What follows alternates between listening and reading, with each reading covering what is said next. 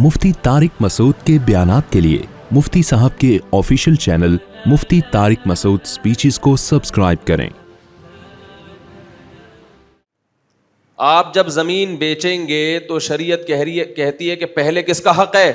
जिनकी ज़मीन आपकी ज़मीन से टच हो रही है। अगर वो मांग रहे हैं तो किसी और को देने की इजाज़त नहीं है आपको, उनको देनी पड़ेगी आपको, ताकि उनकी मर्जी का पड़ोसी आए पड़ोस में, उनकी मर्जी के खिलाफ पड़ोसी ना आए। इसका मकसद ये है। आपने किसी चरसी को बेच दी, वो बंदा रह रहा है, उसके सामने शराबी कबाबी आ गए, एक अजाब में पड़ जाएगा। यार हम 20 साल से यहाँ रह रहे हैं, चरसियों को लाके डाल दिया, बच्चे हमारे खराब हो रहे हैं। इस्लाम में तो बच्चे होते हैं ना, तो उनके खराब होने का भी डर होता है। अब एक आध बच्चे का क्या, ना वो ठीक होता है ना वो खराब होता है, उसका क्या करना है? बच्चों पे अभी मैं आऊँगा दोबारा। मेरे पर बहुत लोग कमेंट्स कर रहे हैं, जब मैं 16-17 बच्चों की बात करता हूँ ना, ओहो इन मौलवियों ने ये देखो क्या कर लिया। फिर पैसा आ रहा है ना, असल में क्या आ रहा है? पैसा आ रहा है। तो हरी हरी सूझी सब बताऊंगा मैं इंशाल्लाह। मैं तुम लोगों को नहूसत और बेबरकती से निकालना चाहता हूँ।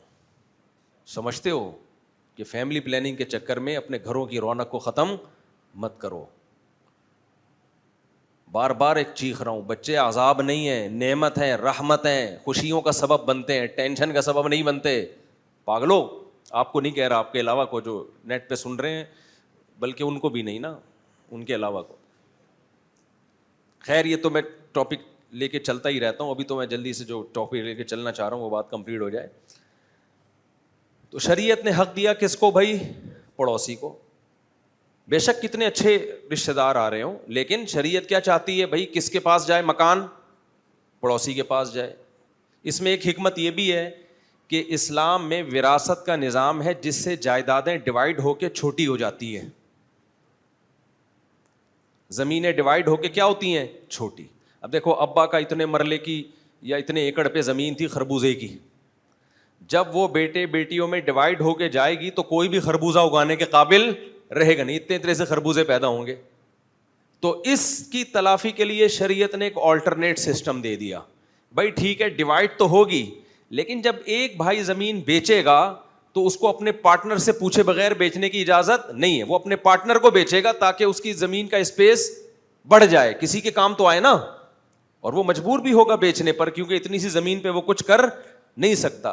तो एक आदमी के पास इस ज्यादा स्पेस वाली प्रॉपर्टी आ जाए, बजाय इसके कि लोग इतने इतने से, जैसे गुलिस्तान में जौहर में देखो ना आप, लोग मुझे कहते हैं मुफ्ती साहब ज्यादा बच्चों की तरगीब देते हो, आप गुर्बत का हाल देखो, एक एक फ्लैट में 8-8 बच्चे एक एक कमरे में घुसे हुए हैं। इससे बेहतर नहीं था 2 बच्चे होते, स्पेस होती उनके पास? नहीं आई बात समझ में? दोबारा से।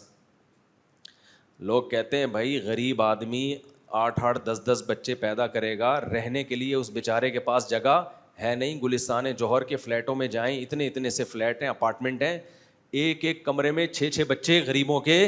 गुलिस्तान जौहर में सारे गरीब नहीं है, जो गरीब है उनकी बात कर रहा हूँ।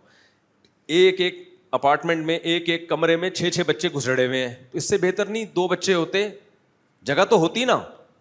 क्या ख्याल है भाई?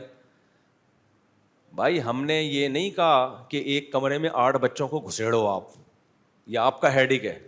आप नस्ल बढ़ाओ, जैसे जैसे बढ़ती रहे आबादी से बाहर निकलते रहो। जो गुलिस्तान जौहर में इतना सा जो फ्लैट की जो कीमत होगी, वो आपको एहसानाबाद में या हाईवे के करीब ज्यादा जगह मिल जाएगी। तो किसने, शरीयत ने ये थोड़ी कहा है कि 6-8 बच्चों को एक ही फ्लैट में घुसेड़ दो सबको, खिड़कियों से निकल निकल के गिर रहे हो वो। जाओ, इन्ना अर्दल्लाहि वासिअतुन, अल्लाह कहते हैं मेरी जमीन बहुत वसी है। कराची से हैदराबाद तक स्पेस ही स्पेस मिलेगी तुम्हें। बरसाती मेंढकों की तरह भी बच्चे पैदा करोगे ना, स्पेस ही नजर आएगी तुम्हें। नहीं आई बात? तो तुम्हें किसने कहा है कि आबादी के बीच में ही घुसो? लोगों की भी तो मेंटल आप लेवल देखें ना, मेंटेलिटी देखें। फट्टा रखने की जगह नहीं है, उधर जाके फ्लैट ले रहा है वो। पांव रखने की जगह नहीं है, जैसे W11 में पांव रखने की जगह नहीं होती, फिर भी क्या कर रहा है? घुस रहा है। अबे अगली बस में बैठ जाना यार। तो ये आपका हेडेक है। तो हम इसके कायल नहीं है कि एक कमरे में 6 बच्चों को घुसेड़ दें आप, तो फुंसियां लगेंगी एक दूसरे से, फोड़े लगेंगे। तो आप निकलो बाहर। कुरान जहां गुर्बत की बात करता है वहां फौरन ये कहता है इन्ना अर्दल्लाही واسعۃن, اللہ کی زمین کیا ہے؟ بہت بڑی ہے. اور ہماری عادت یہ ہے کہ ہم غیروں کو فالو کرتے ہیں.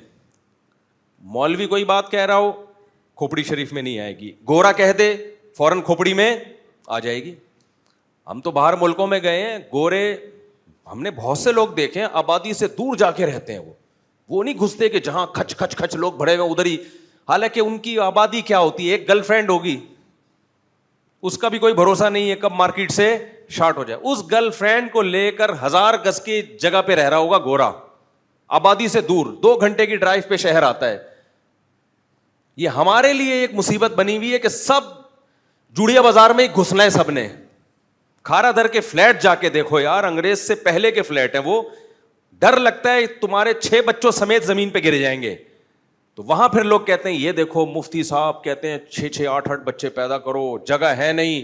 ابے مفتی صاحب کی آدھی بات لے رہے ہو, آدھی نہیں لے رہے. ہم کہہ رہے ہیں بچے پیدا کرو, پھر ان کو ان کے معیار کی رہائش بھی دو, اور رہائش کے لیے اگر پیسے نہیں ہیں تو آبادی سے باہر نکل جاؤ. بہت بڑی زمین ہے اللہ کی, نکل جاؤ باہر جا کے, بڑی جگہ ملے گی تمہیں. یہ تمہارا ہیڈیک ہے کہ سب جوڑیا بازار میں گھسنے کی کوشش کر رہے ہیں. تو ایک پھٹا جوڑیا بازار میں کروڑوں روپے کا ملتا ہے, اتنی سے پھٹے کی جگہ. ایک آدمی سے میں نے پوچھا, اتنا سا پھٹا لے کے بیٹھا ہوا ہے نا جوڑیا بازار میں, میں نے کہا یہ پھٹے کی اسپیس کتنے کی؟ تو 1.5-2 کروڑ روپے بتا رہا تھا, یہ اتنی سی ہے. تو خیر بزنس کے پوائنٹ آف ویو سے تو ٹھیک ہے. گورے کیا کرتے ہیں, ریزیڈینشل ایریے ان کے الگ ہوتے ہیں اور کاروباری علاقے الگ ہوتے ہیں. ہمارے یہاں جہاں کم بخت بزنس ہے وہیں گھسا ہوا بھی ہوگا. ایک پھٹا ہے اس کا, اوپر ایک پھٹے پہ بیوی رہ رہی ہوگی, اوپر والے پھٹے پہ میاں رہ رہا ہوگا, اور اس سے اوپر والے پھٹے پہ 8 بچے رہ رہے ہوں گے اس کے. تو پھر لوگ کہتے ہیں یہ دیکھو اس ملک میں پاؤں رکھنے کی جگہ نہیں ہے اور بچے اسپیڈ سے پیدا ہو رہے ہیں.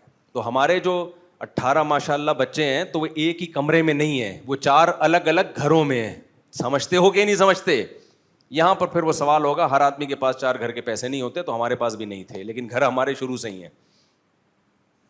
یہاں پھر اللہ پہ توکل کے بغیر یہ چیزیں سمجھ میں نہیں آتی ہیں. اللہ کہتا ہے بچہ پہلے آئے گا, ماں کی چھاتیوں میں دودھ بعد میں آئے گا, رزق بعد میں آئے گا. آپ کہتے ہو پہلے پیسے آئیں گے پھر بچے آئیں گے. اللہ کہتے ہیں نہ پیسہ آئے گا نہ بچہ آئے گا. ٹھیک ہے نا, ویسے کا ویسے ہی مرے گا تو. کندھا دینے والے بھی محلے پڑوس سے بلوانے پڑیں گے, عیدی سینٹر سے. ابھی دیکھو نا جنازے جتنے فوراً عیدی سینٹر جا رہے ہوتے ہیں, کوئی غسل دینے والے لوگ نہیں ہوتے. تو اپنی زندگیوں کو برباد مت کرو. ہم کوئی پاگل نہیں ہے جو چیخ چیخ کے تمہیں سمجھا رہے ہیں. ہمارا کیا فائدہ تمہاری نسل بڑھے نہ بڑھے, ہمیں تھوڑی کوئی پیسے ملیں گے اس کے.